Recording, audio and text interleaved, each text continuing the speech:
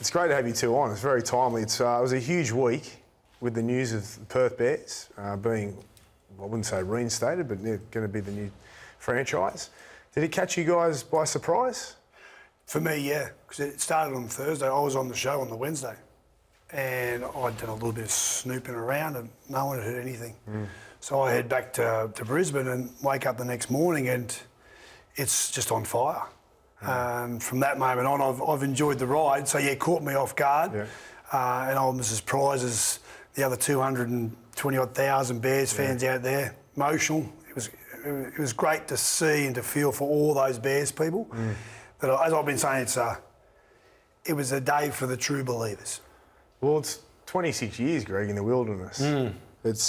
You've been a big part of the fight. Did you lose hope? Well, I certainly questioned what we were doing. I mean, we put a lot of time and effort into the bids over the years, numerous bids. We always tried to stay relevant to the NRL, as well as maintain a footy program as well. You know, over the last 118 years, we've been in every form of competition, New South Wales Rugby League, ARL, NRL. So we made sure that we kept our core business alive, made sure that we were relevant to the NRL, but it was tough. It was definitely tough over the time. So if I did lose hope, there were always people around me who had hope, who were willing to take the challenge on and you know, move forward with, you know, getting the Bears back in. What does it mean to you for them to be back in?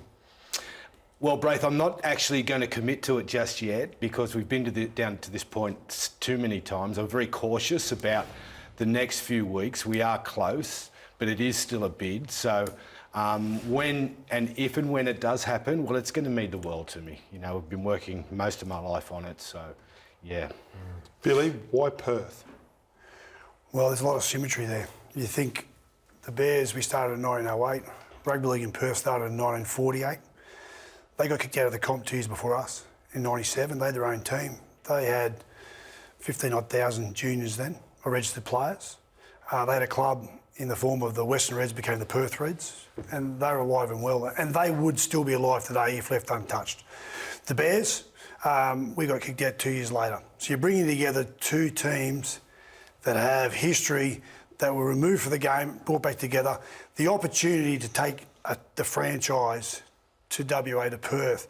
I always say this, we don't deserve this opportunity, we've earned it, like Perth has. Every time we've been asked to do something, we've kept the flag waving, as Flo said, 118 years continuous.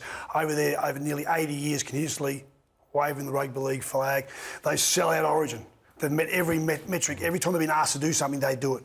So to go there, what you're doing, you're bringing together two histories, one future, two cities, one team. This will be a juggernaut over time, but it's been built around faith and hope and determination. WA deserve this team, and they've earned the right. We deserve the opportunity to show our flag again, and it's going to be great. I know you don't want to go down the track that far, but what would it be like when the Bears do run out in the mighty red and black for the first time, when you're sitting there? I'm sure you're going to be in the crowd no matter where they're playing. Yeah. What emotions will you feel that day? I guess relief more than anything. That we finally have got back on the field. We've achieved what we set out to do. And we've had so much disappointment along the way.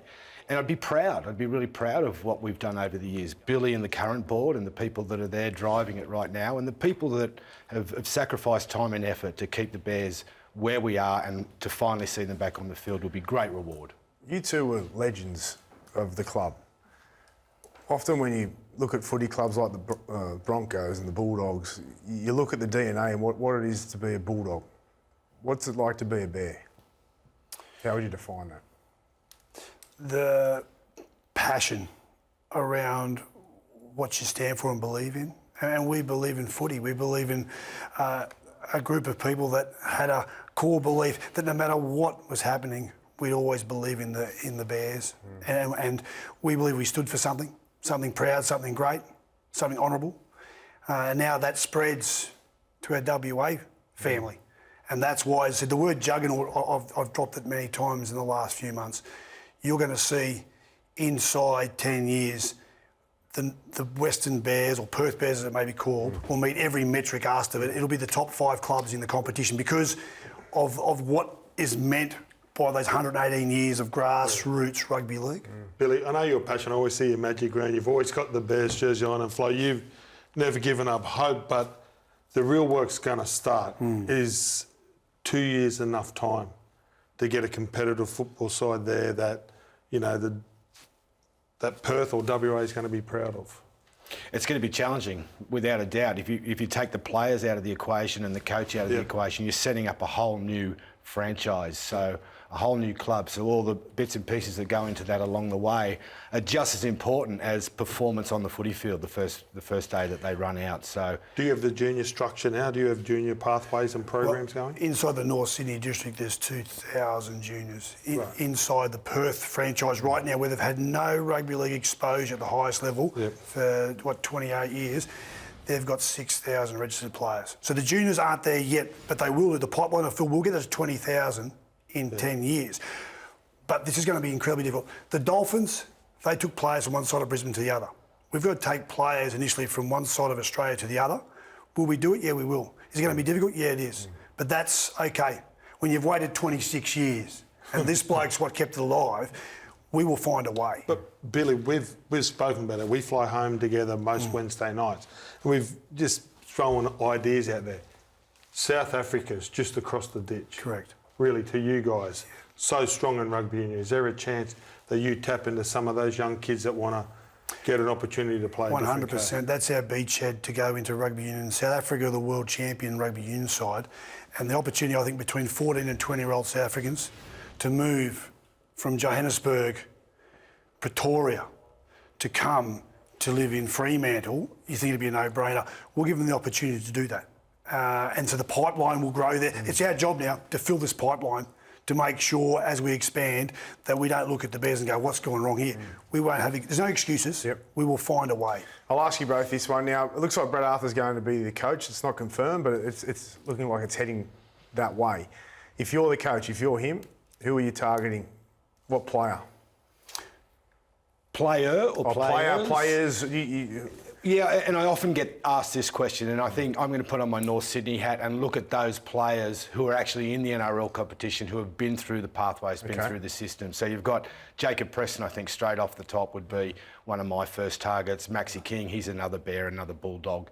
Guys like Wade Egan, Apasai Coruscant played for the Bears junior reps. So it'd be nice to get a bit of a Bear flavour back, but in the end, it'll be up to the structure. It'll be up to the coach and the selectors to make sure they get that right.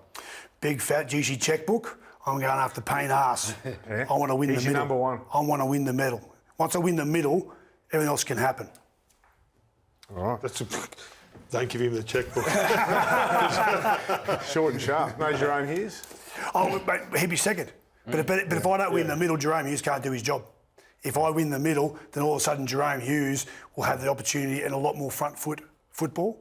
But I think, look at the Dolphins. What the Dolphins did, they missed the stars but got the steal.